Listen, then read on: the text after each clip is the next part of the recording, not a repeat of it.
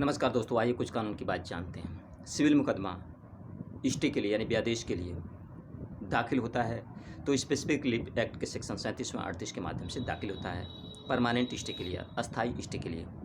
किंतु वादी को लगता है कि उसे तुरंत स्टे किया जाना आवश्यक है, तुरंत व्यादेश को पाना आवश्यक है, तो वह सीपीसी के अंडर 39 रूल 1 एंड 2 के माध्यम से प्रार्थना पत्र देता है कि वो उसे बिना प्रतिवादी को सुने ही वादी को सुन करके कोई एक आदेश स्टे का यानी व्यादेश का पारित कर दिया जाए, क्योंकि जब तक प्रतिवादी को सूचना दिया जाएगा तब तक वह उस संपत्ति में वह हस्तक्षेप कर देगा। ऐसी अवस्था में बिना प्रतिवादी को सुने यानी कि वादी को तुरंत एक व्यादेश की आवश्यकता है। यह वादी निवेदन करता है न्यायालय से।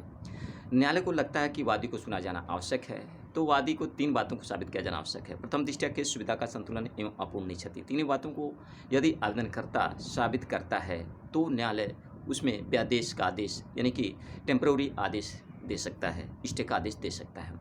यदि टेम्पररी स्टे का आदेश देने के बाद यदि प्रतिवादी उस संपत्ति में कोई हस्तक्षेप करता है तो वह न्यायालय के आदेश का उल्लंघन करता है।